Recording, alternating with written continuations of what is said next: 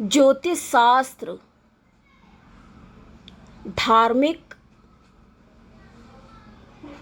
आध्यात्मिक, सामुद्रिक शास्त्र, अंक शास्त्र,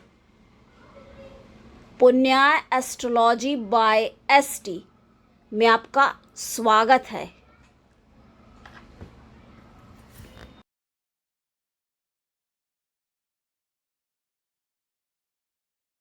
नमस्कार, जय श्री कृष्ण।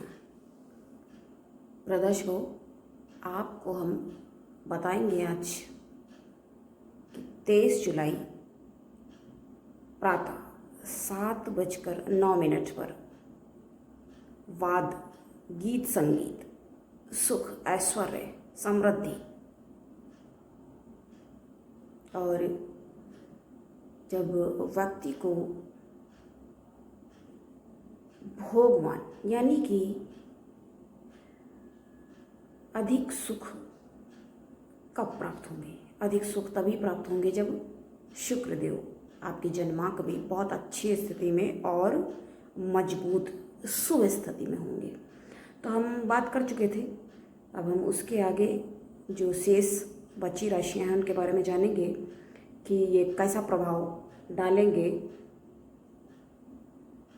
क्योंकि ये इतने समय का वर्तमान सिंह राशि में है शुक्रदेव, जो कि वक्री हो चुके हैं। इसका हम पिछला वीडियो बना चुके हैं, लेकिन उसमें कुछ प्रॉब्लम हो गई और उसमें आवाज़ नहीं आ रही है, साउंड नहीं है।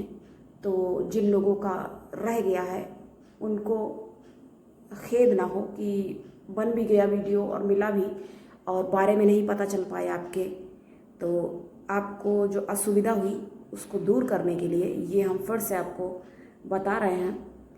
तो शुरू करते हैं जहाँ तक हम बता चुके हैं पहले, उसके आगे से शेष बची हुई राशियों का हल कैसा रहेगा, कैसा ये प्रभाव देगा शुक्रदेव का वक्री काल। वृश्चिक राशि, तो वृश्चिक राशि और लग्न दोनों से आपको देखना है।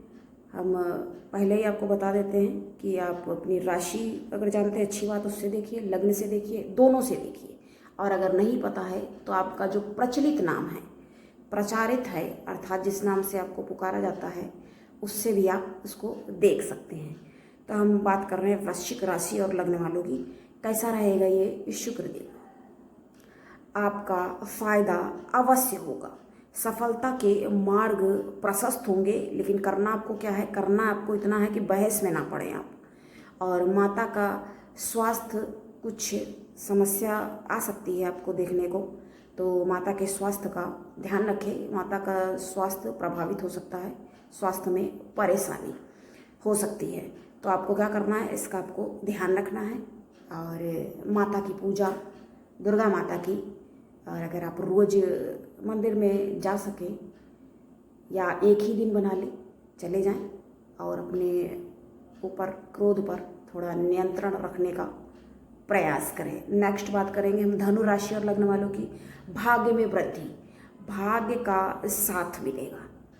वैसे भाग्य का साथ मिलता रहता है समय समय पर, लेकिन अभी क्या है, पिता का भी सहयोग, भाई बहनों का साथ, भाई बहनों के साथ समन्वय होगा, श्रेष्ठ स्थिति बनेगी। और आपकी वैसे भाग्य में अच्छी स्थिति रहती है, क्योंकि सबसे बड़ी बात है कि अपने पराधीन सपने सुखनाई वाली बात है कि जो दूसरों के उसमें रहेगा और अपने अनुसार जब रहेगा, इंसान कर्म करेगा, तो भाग्य भी साथ तभी देखी देता है, क्योंकि अपनी मदद अपने आप करनी चाहिए। तो अब हम नेक्स्ट की तरफ आगे बढ़े। मकर राशि और लग्न वालों के लिए कैसा रहा? मकर की देखिए 7.5 ही चल रही है। यहाँ पर ये बताना ज़रूरी है कि मकर राशि, मकर, कुंभ और मीन, इन तीनों पर ही देखिए 7.5 ही चल रही है। मकर राशि को क्या करना होगा? भोजन पर ध्यान देने की आवश्यकता है। निजी जिंदगी में स्थिति वैसे ठीक है, लेकिन गुप्त रूप से आपको कहीं से भी धन प्राप्त हो सकता है। धन प्राप्ति के अवसर मिल रहे हैं, धन प्राप्त हो सकता है। चिंता कुछ होगी, स्वास्थ्य खराब हो सकता है। स्वास्थ्य में आपको बहुत थोड़ा सा ध्यान रखने की आवश्यकता है, क्योंकि ये वैसे भी थोड़ा मौसम भी ऊपर नीचे हो रहा है और 7.5 भी है। लेकिन ये है कि शनि जब आपके लिए फेवरेबल रहते हैं। 7.5 जरूर चल रही है। शनि की कुंभ और मकर राशि स्वयं की ही राशि है, तो उसमें क्या करते हैं, हानि तो भूल ही जाइए, ये हमेशा लाभकारी ही रहते हैं। कर्म व्यक्ति को अच्छे रखने चाहिए और जो भी होगा वो सामने आता है। तो क्या करना है, स्वास्थ्य का ध्यान रखना है। भोजन पे कई बार थोड़ा जिह्वा पे नियंत्रण नहीं रहता है और सुस्वादु भोजन के देख करके जैसे इच्छा हो जाती है, तो वो थोड़ा नियंत्रण रखना होगा, ध्यान रखने की आवश्यकता है, अन्यथा स्वास्थ्य हानि देखने को मिल जाएगी। तो अब नेक्स्ट की तरफ आगे बढ़ेंगे। कुंभ राशि और लग्न वालों के लिए क्या प्रभाव होगा ये शुक्रदेव का। आपको स्वयं का भी ध्यान रखना है और साथी का भी ध्यान रखना है। स्वयं का भी ध्यान इसलिए रखना है क्योंकि वैसे भी शुक्र जो हैं आपके लिए बहुत अच्छे और लाभकारक योग कारक माने जाते हैं, तो लाभ तो होगा ही। आप कुछ कह सकते हैं किसी को। सबसे बढ़िया उपाय हमने एक आपको बताया है, पुरुष है तो उसको स्त्री का सम्मान करना चाहिए, और अगर औरतें हैं, स्त्री हैं, मतलब जिसकी भी राशि है, ये सभी के लिए ये उपाय देखिए सबके लिए है। तो उसको क्या करना चाहिए, पुरुषों का अपमान नहीं करना चाहिए, अनादर नहीं करना चाहिए। लेकिन कई बार पता क्या होता है कि जब कुछ कोई उल्टा सीधा बोलता है तो उसको जवाब देना भी ज़रूरी हो जाता है, लेकिन ये होना चाहिए कि कम और उचित शब्दों में ही किसी को आप जवाब कहें या यूँ कहें कि मार्गदर्शन उसका कर दें, क्योंकि कई बार स्थितियाँ नियंत्रण से बाहर निकलने लगती हैं तो कुछ ना कुछ व्यक्ति आवेग में, आवेश में, आके तैश में, उसका मतलब वो बिल्कुल नहीं होता है, लेकिन कुछ कह जाता है, तो कुछ कह सकते हैं आप। और क्रोध में वृद्धि हो सकती है। वैसे भी कुंभ वाले भी मुंहफट टाइप के होते हैं।